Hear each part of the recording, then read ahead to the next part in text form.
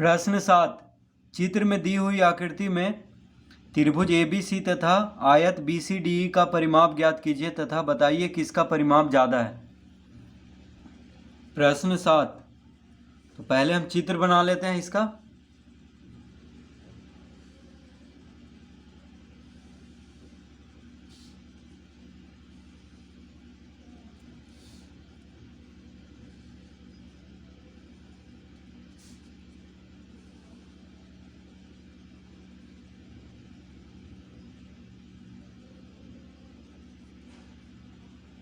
इस तरह से चित्र बना हुआ है।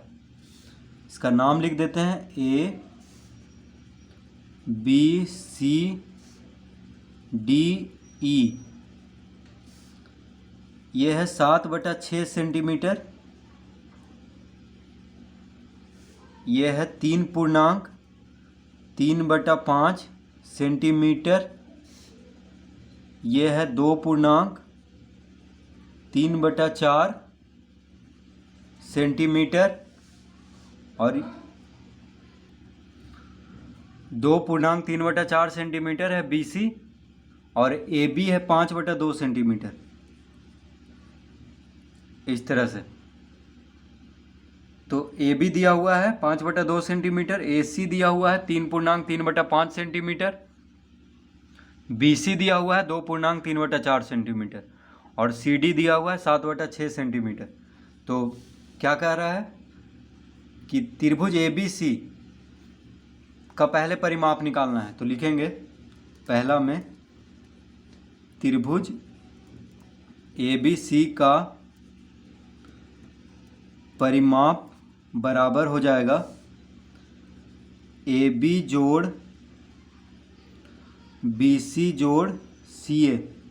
देखिए हम जानते हैं कि त्रिभुज का परिमाप तीनों भुजाओं का योग होता है। तो AB जोड़ BC जोड़ CA, तीनों भुजा को जोड़ देंगे त्रिभुज में।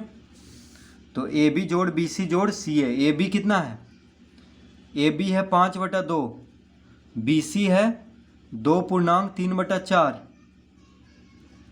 CA है 3.3/5। सब सेंटीमीटर में है तो यहाँ पे सेंटीमीटर लिख देंगे इस तरह करके। तो AB BC CA यानी तीनों भुजाओं का योग हो जाएगा त्रिभुज ABC का परिमाप। अब इसको जोड़ देते हैं। तो 5/2 जोड़ 4 दूनी 8 3 11/4 जोड़ 5 या 15 3 18/5। पहले पूर्णांक तोड़ लेंगे।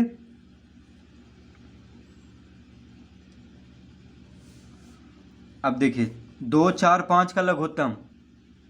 तो 2 4 5 का लघुत्तम कितना हो जाएगा?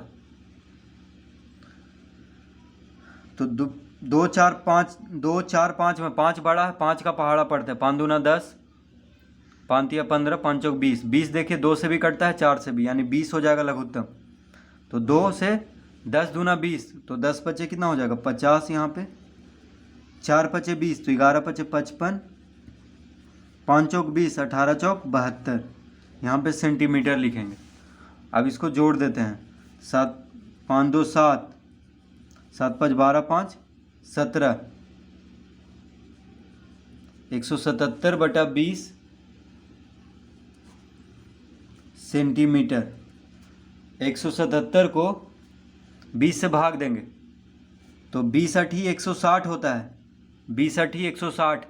177 में से 160 घटाएंगे तो 17 हो गया शेषफल को यहाँ पे लिख देंगे और यहाँ पे 20 सेंटीमीटर, यानी 8.17/20 सेंटीमीटर। 177 को 20 से भाग देने पे 8 भागफल आएगा, 17 शेष और 20 को यहाँ पे लिख देंगे भाजक। तो 8.17/20 सेंटीमीटर इसका उत्तर होगा। यानी परिमाप त्रिभुज ABC का परिमाप कितना होगा? 8.17/20। तो इस तरह से त्रिभुज ABC का परिमाप हम ज्ञात कर लेंगे।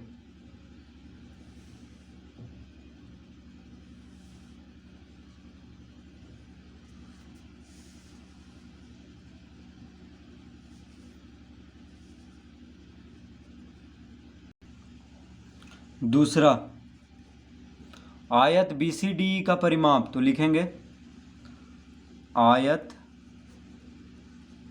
BCDE का परिमाप बराबर क्या होता है? 2 गुना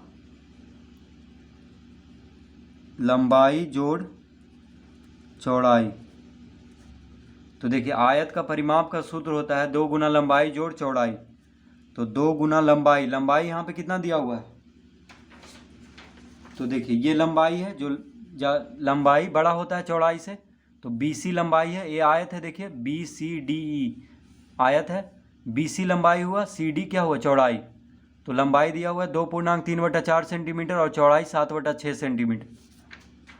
तो लिखेंगे यहाँ पे 2.3/4 लंबाई हो गया, चौड़ाई है 7/6, यहाँ पे सेंटीमीटर लिखेंगे क्योंकि सब सेंटीमीटर में है। तो 2 पूर्णांक तोड़ेंगे, 4 दूना 8 3 11, 11/4 जोड़ 7/6 सेंटीमीटर। 2 गुना 6 4 का लघुत्तम कितना हो जाएगा? 12। देखिए 6 दूना 12, 12 4 से भी कट जाता है, 4 और 6 में 6 बड़ा है तो 6 का पहाड़ा पढ़ेंगे। तो 6 दूना 12, 12 4 से कट जाता है, यानी 12 लघुत्तम होगा। 4 और 6 का लघुत्तम क्या होगा? 12, 4 तिया 12 तो 11 तिया 33, 6 दूना 12 तो 7 दूना 14 सेंटीमीटर। 2 गुना 33 और 14, 33 10 43 4 47, 47/12 सेंटीमीटर। 2 छक 12 कट जाएगा, यानी कितना आ गया? 47/6 सेंटीमीटर। 47 को 6 से भाग देंगे तो 7 छक 42, 7 बार में लगेगा। 47 में से 42 गया तो 5, 5 हो गया शेषफल, और 6 को यहाँ पे लिख देंगे। तो 7.5/6 सेंटीमीटर हो जाएगा इसका उत्तर।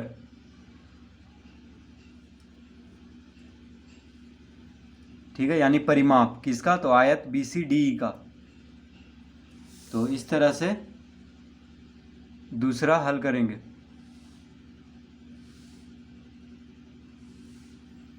तो इसका क्या सूत्र होता है? 2 गुना लंबाई जोड़ चौड़ाई, आयत BCDE का परिमाप।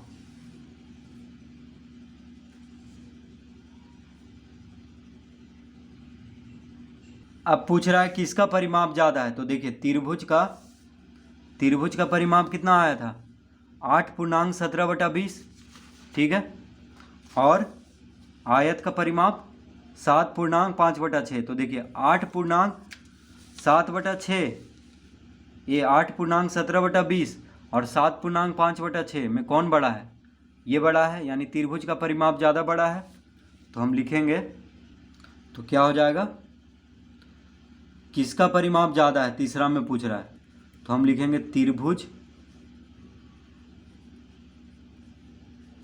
त्रिभुज का परिमाप ज़्यादा है। ठीक है, त्रिभुज का परिमाप ज़्यादा है। तो किसका परिमाप ज़्यादा है? तो त्रिभुज का। ठीक है, क्योंकि देखिए त्रिभुज का है 8 पूर्णांक कुछ है, और आयत का 7 पूर्णांक कुछ है। देखिए दोनों को मिला लेते हैं। 8.17/20 है त्रिभुज का, और आयत का है 7.5/6। तो ये बड़ा होगा क्योंकि 8 पूर्णांक है, 8 से ज़्यादा है कुछ, ये 7 से ज़्यादा है। तो इसका उत्तर होगा त्रिभुज का परिमाप ज़्यादा है। तो इस तरह प्रश्न 7 हल करेंगे। प्रश्न 8, सत्यम ने एक पाठ को पढ़ने में 11/16 घंटे का समय लिया।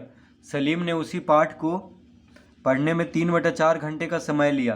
किसने ज़्यादा समय लिया? यह समय कितना ज़्यादा था?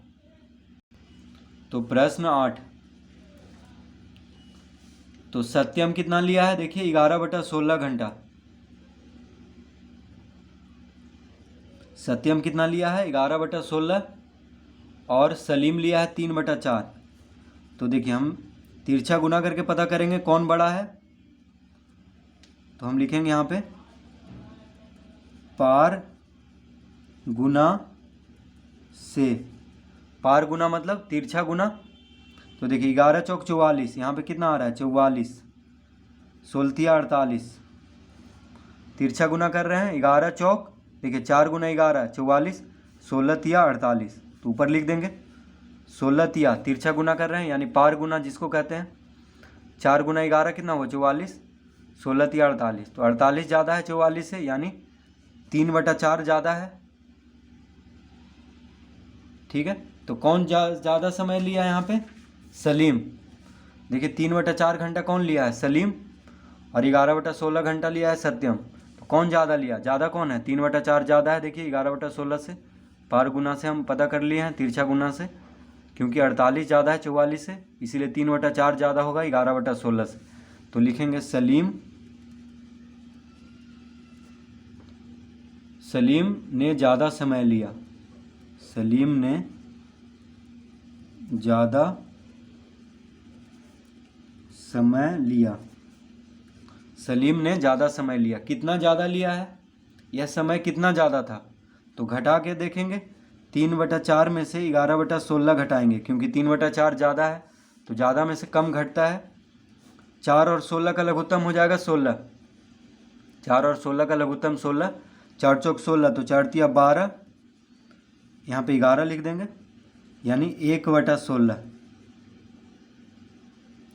तो 1/16 घंटा जो है सलीम ने ज़्यादा समय लिया है। ठीक है, कितना ज़्यादा समय लिया, तो यह समय कितना ज़्यादा था, 1/16 घंटा ज़्यादा था।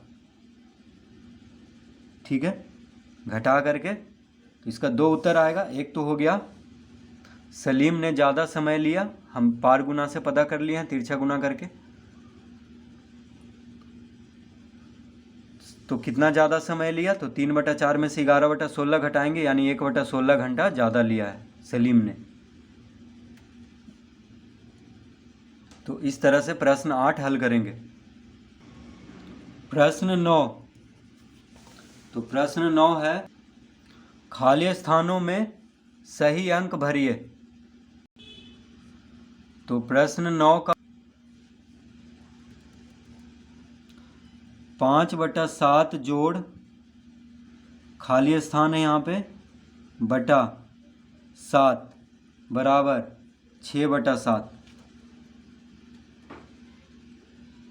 तो देखिए खाली स्थान में भरना है, तो हर बराबर है, हर दोनों का बराबर है। ठीक है, तो हर जब बराबर है तो यहाँ भी 7 ही होगा, और 5 में क्या जोड़ेंगे, यहाँ पे 6 है, तो देखिए 5 में 1 जोड़ेंगे तो 6 आएगा, यानी यहाँ पे 1 भर देंगे, क्योंकि 5 1 6 होता है। तो जब हर बराबर हो तो अंश में जो है उसी को जोड़ देंगे, तो यहाँ 6 लाना है, यानी 5 में 1 जोड़ेंगे, इसका उत्तर 1 होगा। दूसरा 8/15 माइनस 2/15 बराबर डब्बा बटा डब्बा। तो देखिए 15 हर दोनों का बराबर है, तो यहाँ भी 15 ही हो जाएगा। 8 में से 2 घटाएंगे तो 6, यहाँ पे 6 हो जाएगा, यानी 6/15 हो जाएगा। अब देखिए इसको हम इस तरह भी लिख सकते हैं,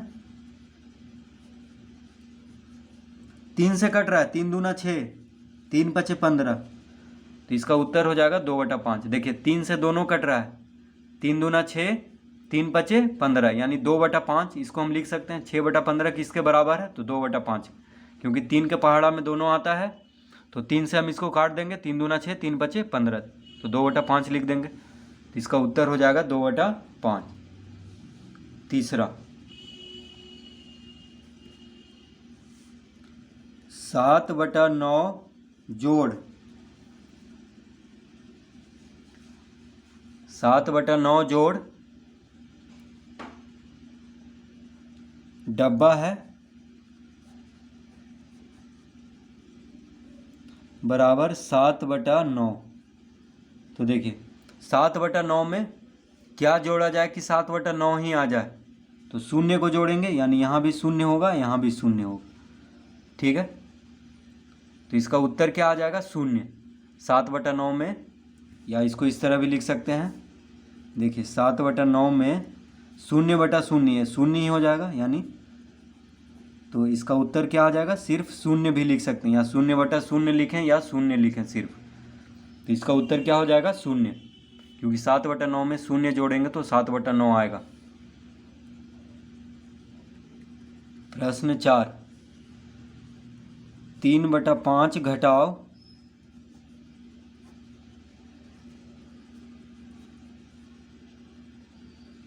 तो हर दोनों का बराबर है, देखिए 5 5, तो यहाँ 5 ठीक है। अब 3 में से क्या घटाएं कि 1 आएगा, तो 2 लिखेंगे यहाँ पे, 3 में से 2 घटाएंगे तो 1 आएगा, ठीक है। 3 - 2 1 यहाँ पे, यानी इसका उत्तर हो जाएगा 2। 1 - 1/2 बराबर,